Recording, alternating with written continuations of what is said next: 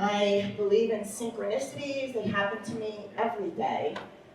I've been a spiritualist and a pretty religious person most of my life. I've been meditating for over 30 years, transcendental meditation. So I've had lots of spiritual experiences way before my NDEs.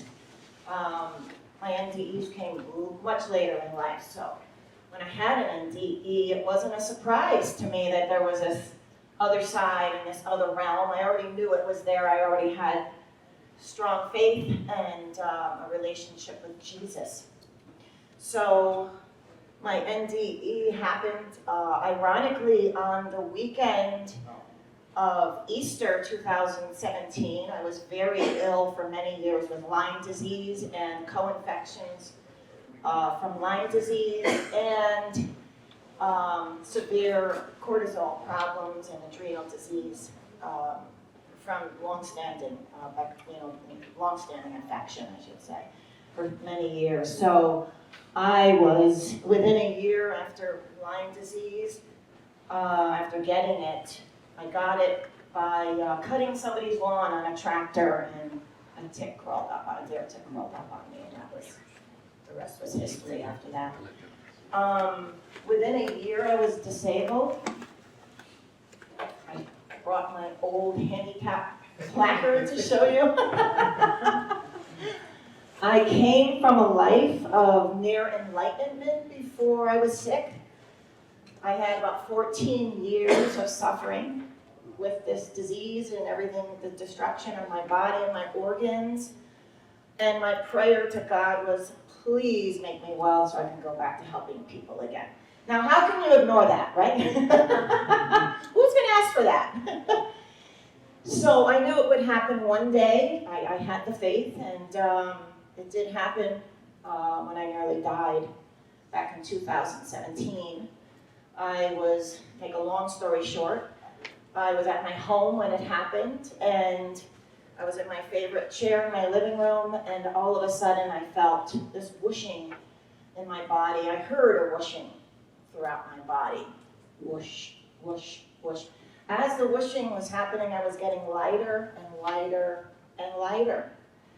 So I called one of my doctors and I said, I'm hearing, is this a blood pressure thing? I don't know what's going on. And I went across the street to the CVS to check my blood pressure. It was normal, everything was fine, so I just ignored it. I went to bed and never slept.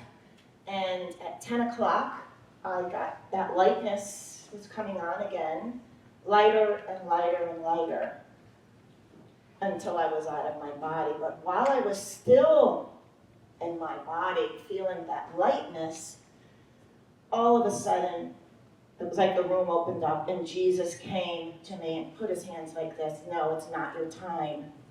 And he started performing a miraculous healing on me.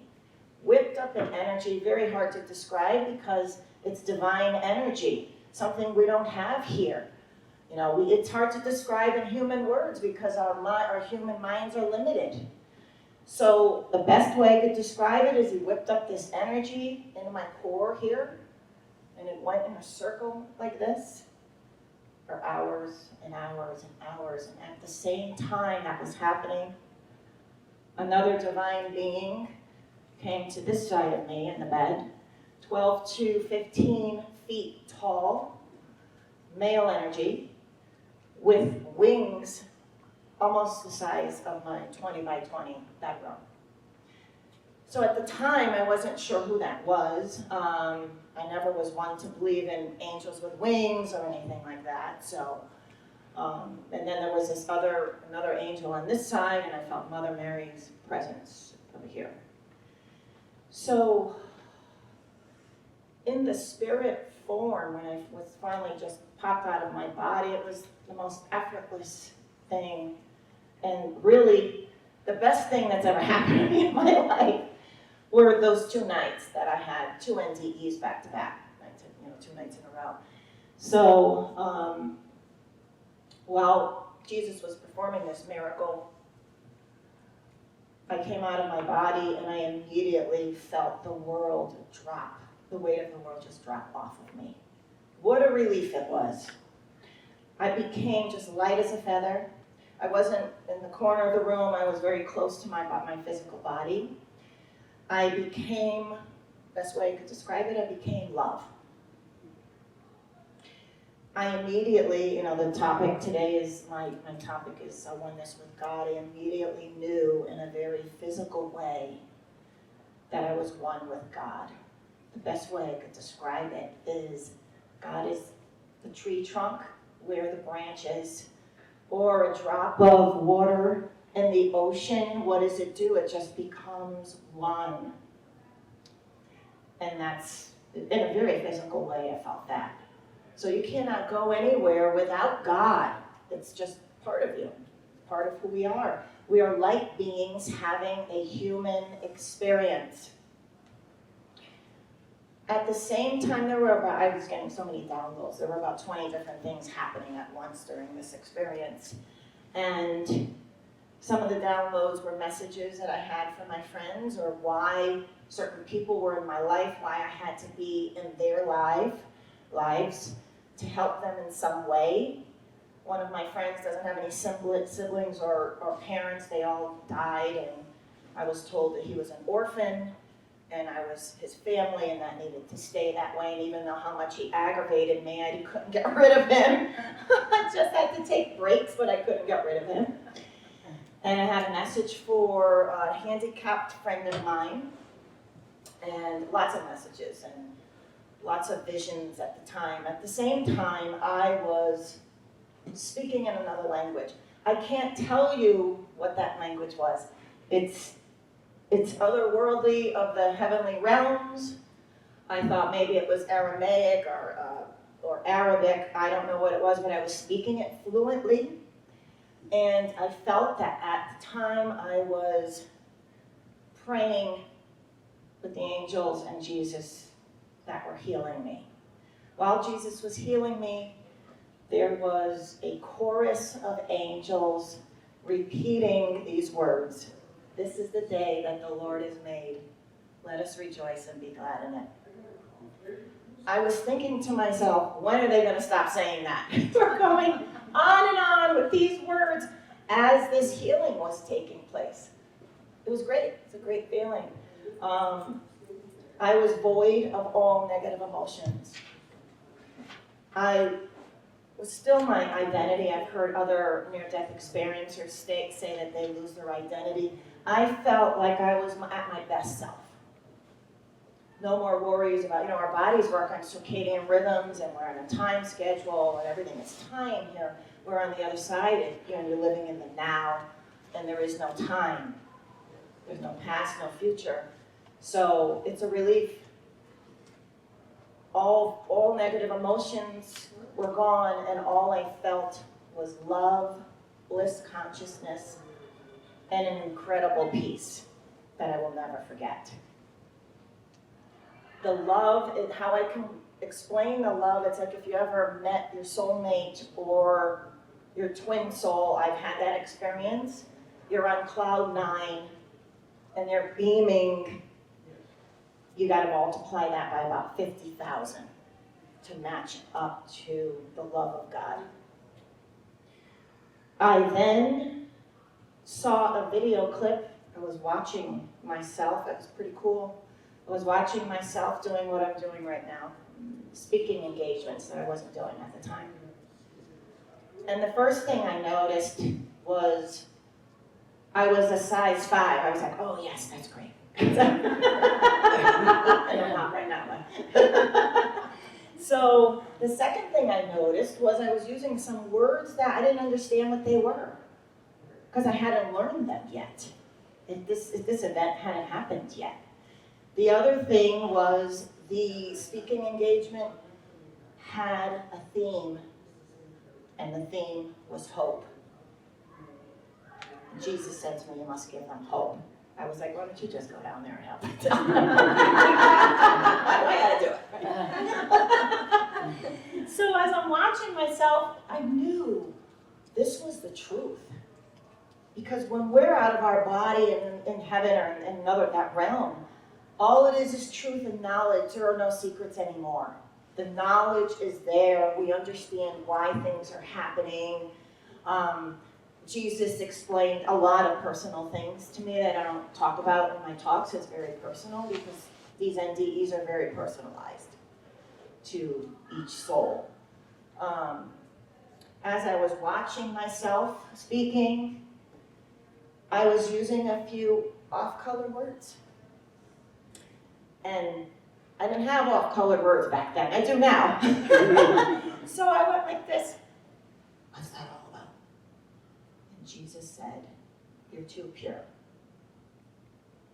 Everybody gives me hell when they hear me talk about this. So Jesus would never say that. Well, he said it to me. And my family and the people that really know me would understand that. I understood what he meant. I was meditating for over 30 years. I was doing Ayurvedic medicine. I'm an Ayurvedic practitioner. And I was living that very healthy lifestyle, optimal health.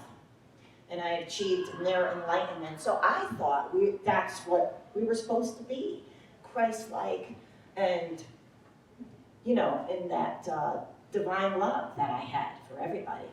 So he said to me something very profound when I asked him about the off-color words. And he said, you're too pure and you have to be at the level of the people on earth. I said, oh yeah, I get it.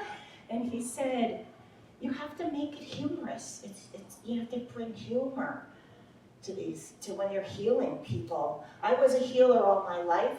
The love of my life died when, I think it was year 2000, and a voice told me to put my hands, had 10% chance of living. A voice told me, put your hands on his liver and picture the white light going through him.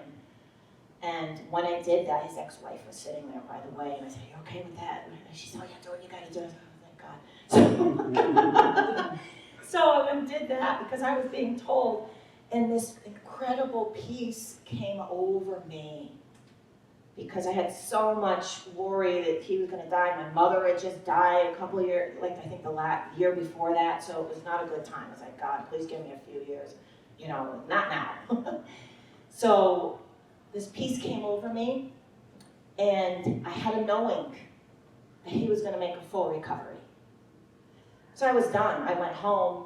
I was getting my rest. I was taking care of myself. And as people were still calling me, Lisamarie, he's dying. I don't know if I remember if I told them what I heard and what I felt. I think I did. So I didn't go back to the hospital for another 3 weeks because I knew he was going to be okay. He ended up making a full recovery. He died 3 years later. That was my kind of like the pact I made with God when I did the healing. So that's when my healing began. But after my NDEs, the healing became much stronger, and I have issues with electronic equipment. TVs that are off, they go on for no reason. I thought it was just at my house, and I had to get a new TV, and then I'd go somewhere else, and it happened there, and then I thought it was, oh, that was that lady's husband. She just died. He must be trying to tell me something. Then I went somewhere else, and the radio went on. It was blasting. I said, and then I realized it was me. And because I had been touched by divine beings, and it's pretty intense. It's pretty intense. I have to tell you, honestly, I can't wait for that day when I can go home for good. Because there's a lot of people want to have a near-death experience. In my opinion, it was great. It's great for me because I'm a reverend and I'm helping people. I'm a spiritual counselor. I'm healing. And I talk to people that have lost their kids. I mean, really sensitive things. They have family members that have committed suicide, and I can bring some type of peace to them. But if you're not in that line of work, I think about that probably every other day. That feeling of bliss, that euphoric happiness, that love that is indescribable, and that incredible peace that I felt. So, after those experiences for 2 nights in a row, Jesus told me I would be well. He told me my hair would grow back. I had lost most of my hair. He told me this. He told me my cortisol levels were finally going to be normal again. Were not normal for many, many years. And then after the experiences, I only told maybe 1 or 2 people because people know how direct I am. They knew I wouldn't make up a story, and I didn't want to really scare anybody. Not everybody is ready to hear that there's an afterlife, right? Not everybody's ready to hear it. And everybody, everybody has a different religion and a different upbringing with their religion. You don't know what, and I didn't want to scare anybody with it. And I was trying to actually process it myself. It took a while to integrate actually back into my body.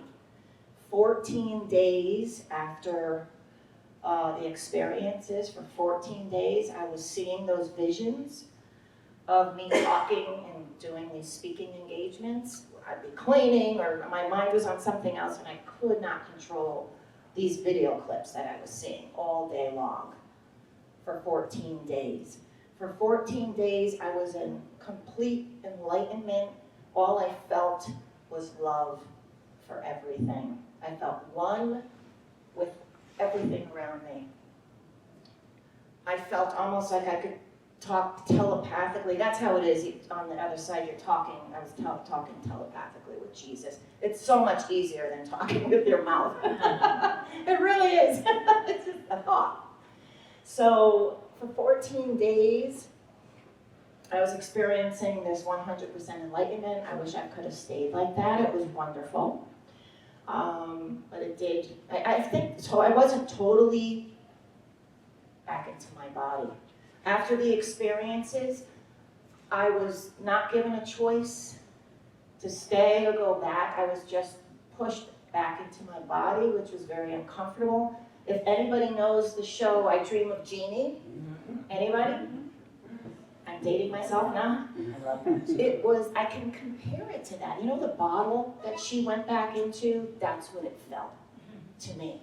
I had such expanded consciousness. I was bigger than this room. And now I was forced back into this tight, uncomfortable space. It's dark, it's heavy. You don't know that until you're out of your body and you know the difference. Nobody knows, right? I wish I didn't know that, because I think of my mom heavy, I'm like this heavy body.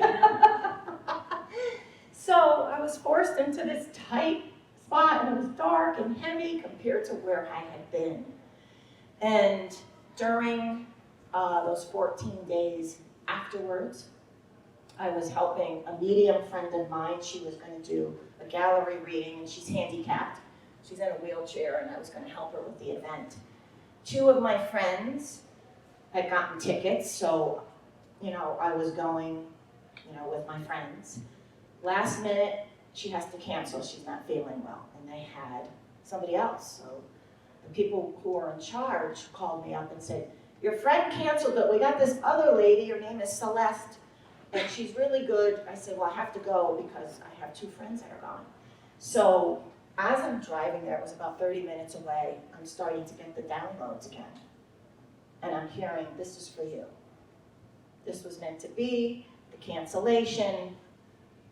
You're going to get more information about your near-death experience, and you're meant to be here. They told me how the events were going to unfold, that she was going to come up to me towards the end.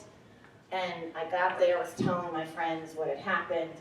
As I was driving there, I told them how it was going to unfold, and it happened exactly like that.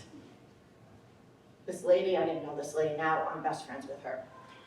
And she came up to me at the end, towards the end, and she said to me, and I was very matter of fact because I knew what had happened to me. I knew the truth. And she said to me, Jesus is here to talk to you. And everybody goes, oh. So I said, yeah, I know. And she's looking at me because I looked pretty healthy back then, at that time. And she says, he's telling me he healed you. I said, yeah, he did. Yeah, he did. And she says, he's telling me that you were really sick. And she's looking at me up and down. I said, yeah, I was really sick. And, and she was talking, he was talking to me about certain things. She says, he said he healed you because of your faith. I said, yes, I have very strong faith. And I said, he told me he healed me because of my faith. So then she says, Archangel Michael is here. And he said, he wants you to know he didn't mean to freak you out. He was just trying to heal you. You know, I told you about the divine being who had the big wings. You know, I wasn't thinking Archangel Michael. There was so much going on, and I didn't see him. I just felt the energy. And so that was pretty cool. So the rest is history. I've been healing people. I've been doing remote healing. Since then, I've given up all other jobs that were not spiritually related. I've just dedicated my life to serving mankind and you know, doing my healing and my Ayurvedic healing and just loving life.